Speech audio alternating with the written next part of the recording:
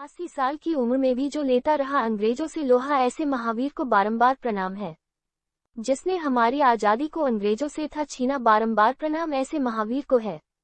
जो बूढ़ा होकर भी गरजता रहा, बिहार के एक छोटे से गांव से फैल गई जिसकी कीर्ति पूरे संसार में, ऐसे ही व्यक्ति के परम प्रताप से बाबू कुंवर सिंह जैसे लोग ही स्वतंत्रता संग्राम के मध्य एक महान धुरी बने रहे, लगाते रहे चारों ओर चक्कर। जिनके बड़े बड़े स्वतंत्रता सेनानी, ऐसे ही वह एक महान हस्ती रहे।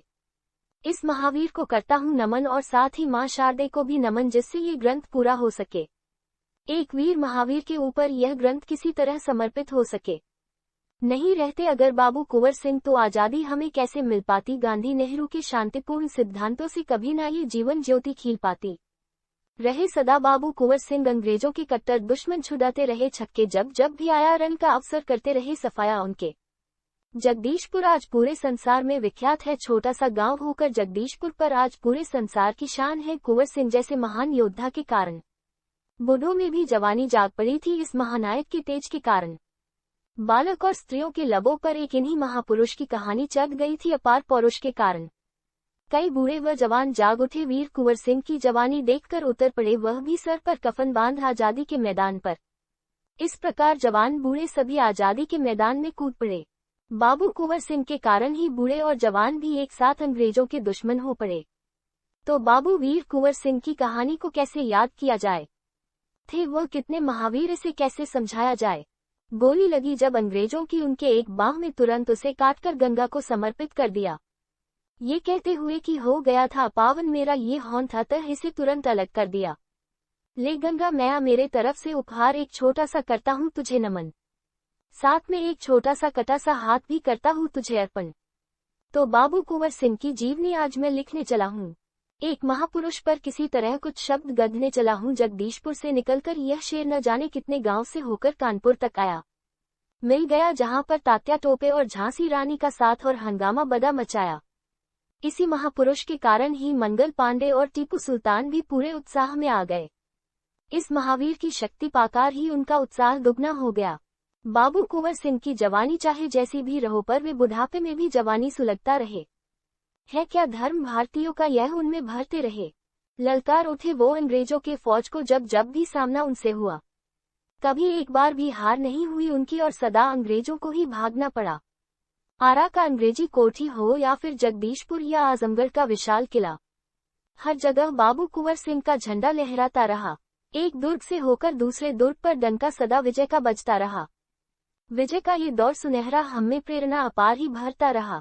इस महापुरुष की दास्तान को वीर सावरकर ने भी अपनी पुस्तक में देकर एक पूरा खंड सम्मान उनका किया। अगर ये नहीं होते तो मिलता नहीं हमें स्वतंत्रता संग्राम का विजय मुकुट, इसे कई बार स्वीकार किया। वीर सावरकर ने इन्हीं करके सदा आगे हमारे स्वतंत्रता आंदोलन का सत्कार किया। सावरकर के अनुसार कुंवर सिंह के कारण ही पूरे भारत में स्वतंत्रता आंदोलन का सूत्रपात हुआ। आज जब भी वीर कुंवर सिंह की बात चलती है तो हमें जगदीशपुर का वह छोटा सा गांव याद आ जाता है, जहां से ये निकलकर पूरे भारत में पराक्रम दिखाए थे। वह स्थान याद आ जाता है। 80 साल की आयु में भी जिन्होंने अंग्रेजों के छक्के छुड़ाए थे, कुश्ती तलवारबाजी व भाला फेंकने में जिनके कई रंग सामने आए थे, बचपन से ही जो घुड़सवारी से लेकर तीरंदाजी का मैदान मार लिया। कुंवर सिंह भारत के उन वीर पुरुषों में गिने जाते हैं जिन्होंने 1857 की क्रांति में बढ़ चढ़कर योगदान दिया। देश को अंग्रेज मुक्त कराने के लिए जिसने प्राणों का भी निछावर कर दिया। देश की आजादी की लड़ाई के लिए इन्होंने अपना सर्वस्व न्यौछावर कर दिया।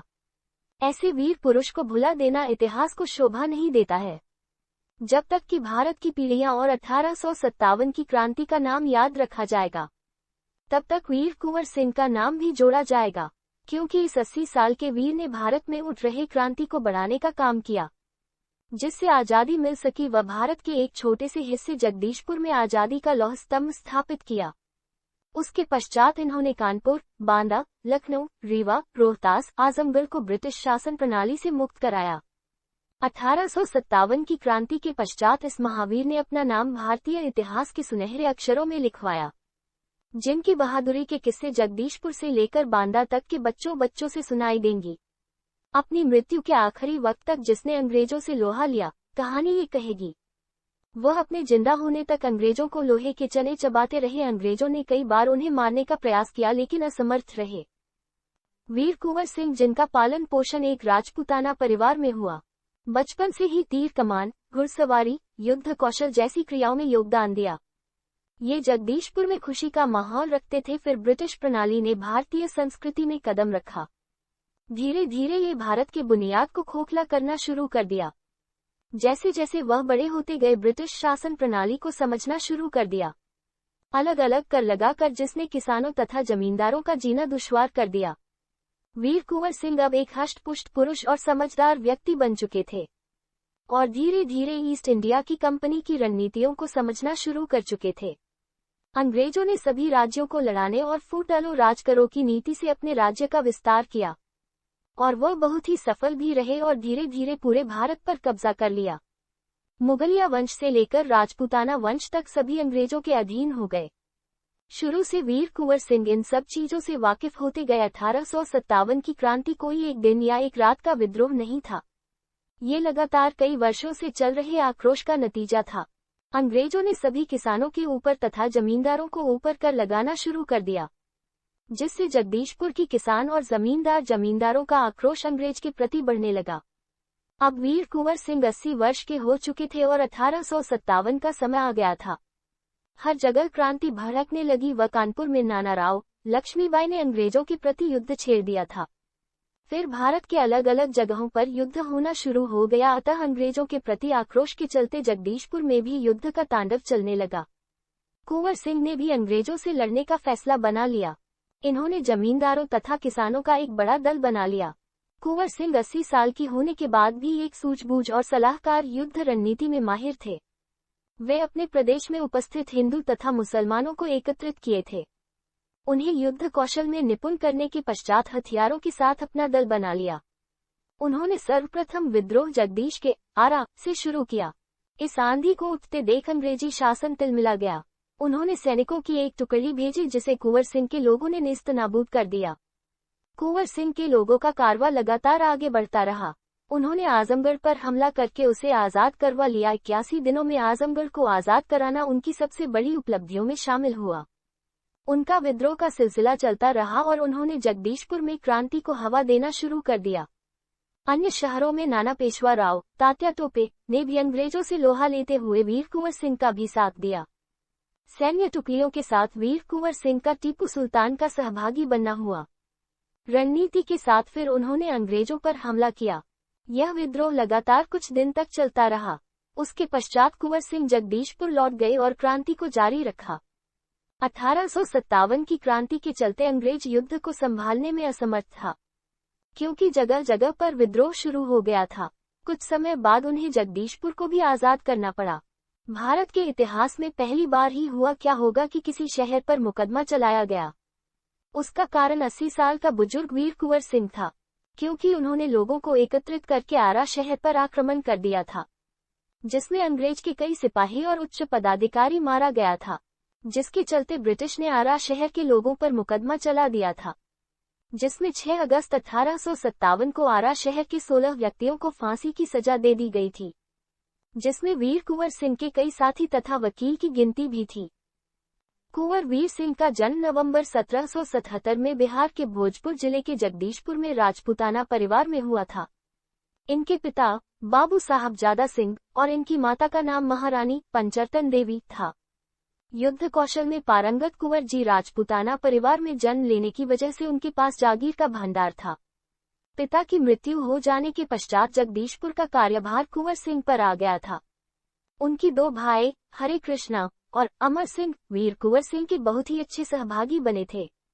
वे 1857 की क्रांति में अपने भाई कुंवर सिंह का साथ निभाए थे। अंग्रेजों के लगाए गए कर की वजह से कुंवर सिंह का खजाना भी धीरे धीरे कम होता जा रहा था। अतः परिणाम स्वरूप उनका आक्रोश अंग्रेजों के प्रति बढ़ता जा रहा था।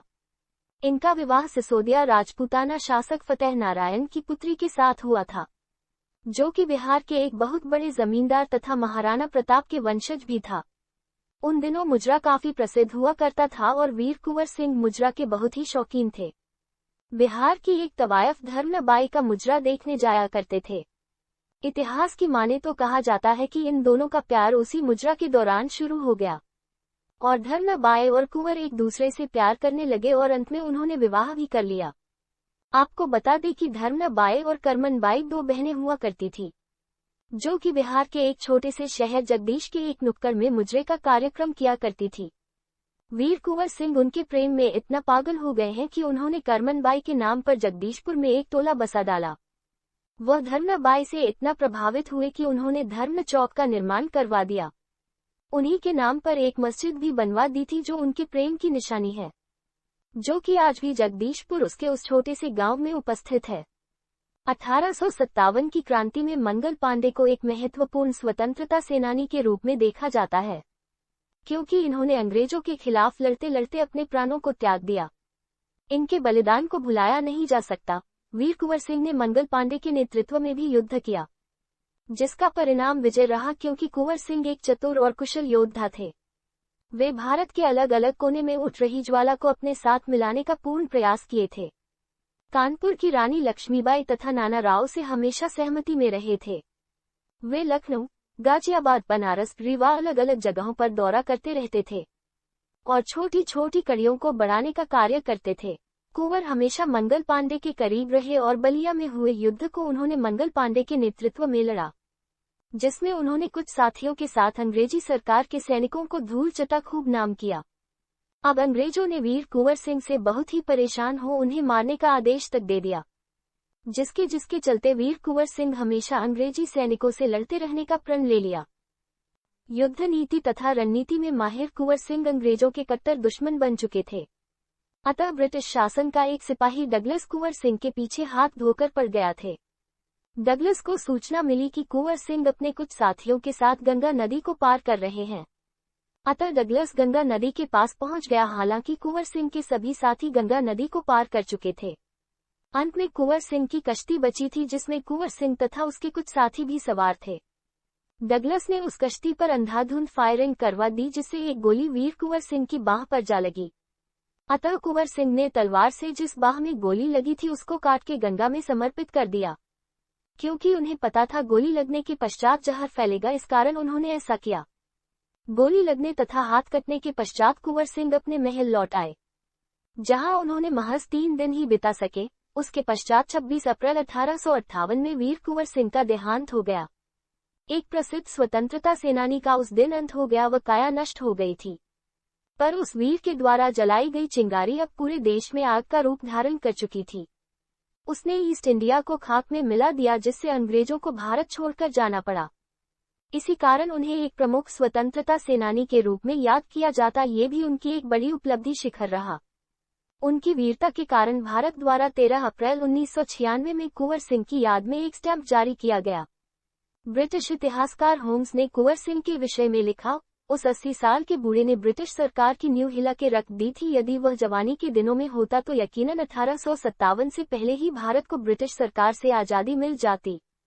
जगदीशपुर में एक चौक पर वीर कुंवर सिंह की विशाल मूर्ति उनकी उपलब्धि में शामिल की है जाती।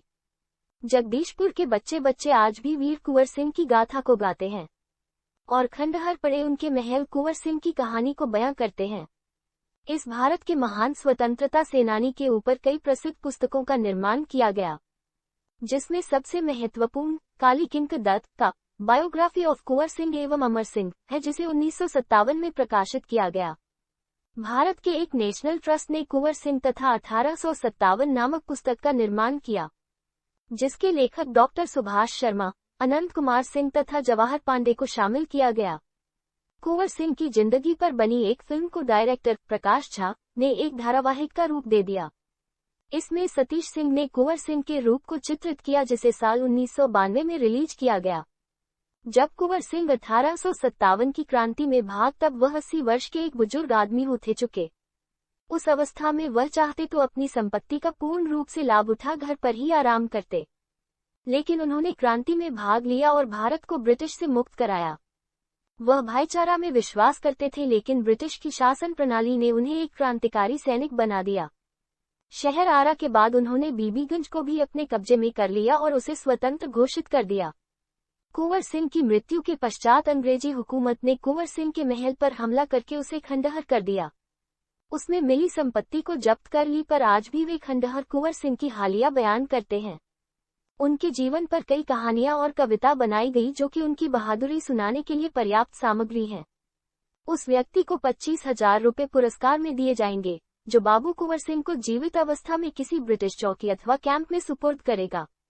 गवर्नर जनरल भारत सरकार के सचिव के हस्ताक्षर से 12 अप्रैल 1858 की इस घोषणा से यह साबित होता है कि अंग्रेज सरकार इस महानायक से कितनी थी डरी हुई।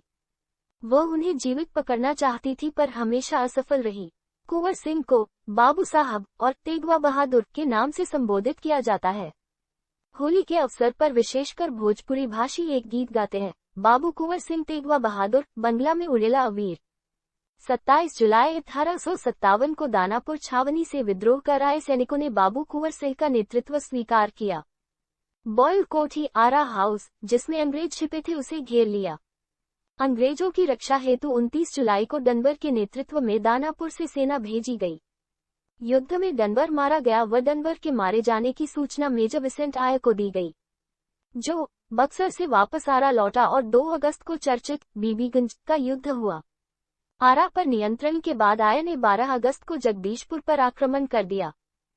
जगदीशपुर हाथ से निकल जाने के बाद कुंवर सिंह अपने 1200 सैनिकों को लेकर एक महाअभियान पर निकल पड़े।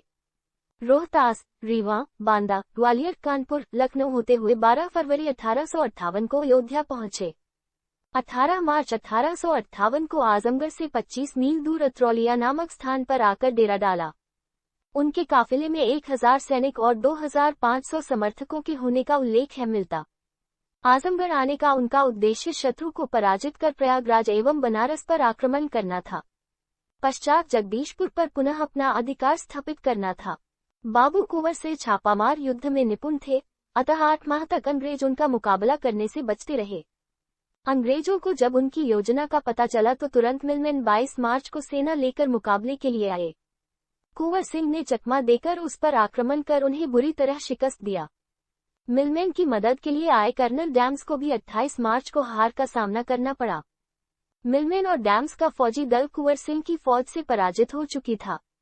इस पराजय से बेचैन लॉर्ड कैनिंग ने माककेर को युद्ध के लिए भेजा था। 500 सैनिकों और 8 तोपों से सज्जित माककेर की सहायता हेतु एडवर्ड लगर्ड को भी आजमगढ़ पहुंचने का आदेश दिया। तमसा नदी के तट पर हुए इस युद्ध में लगर्ड पराजित हुआ। 15 अगस्त 1857 से 10 फरवरी 1858 के मध्य बाबू कुंवर सिंह ने स्वाधीनता का यज्ञाग्नि तांडव प्रज्वलित रखा। कुंवर सिंह के वंशज परमार वंश के क्षत्रिय थे। इसी वंश के राजा भोज ने भोजपुरी बोली का विकास किया। वे भी भोजपुरी भाषी कुंवर सिंह के लिए सर्वस्व न्यौछावर करने हेतु कटिबद्ध थे। लेखक सुंदरलाल के अनुसार 17 अक्टूबर 1858 को जब अंग्रेजों ने जगदीशपुर पर आक्रमण किया, महल की 150 स्त्रियों ने शत्रु के हाथ में पड़ना गवारा न किया। उन्होंने तोपों के मुंह के सामने खड़ी होकर एक जीवन का अंत कर लिया। द जॉन जेम्स हॉल ने आरा हाउस का आंखों देखा दृश्य लिखते समय ये स्वीकार किया। हकी कुंवर सिंह ने व्यर्थ की हत्या नहीं कर 80 साल की उम्र में भी जो लेता रहा अंग्रेजों से लोहा, ऐसे महावीर को बारंबार प्रणाम है। जिसने हमारी आजादी को अंग्रेजों से था छीना, बारंबार प्रणाम ऐसे महावीर को।